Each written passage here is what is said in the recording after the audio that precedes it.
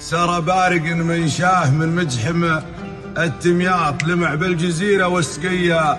من ابن ثاني على جبهة لونها في ليال إشباط، تندت بعرفان الحياة قبل عرفاني شكر ودبله مني شكر، والمديح إزماط أقلط عليها الخالدة واكل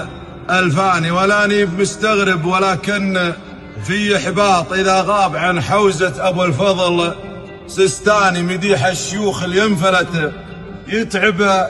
الرباط، تمثنيت به مني وغد ما تمثناني، غدت من وراي أهل الدواوين عاط وباط، ليش محبيني معي قبل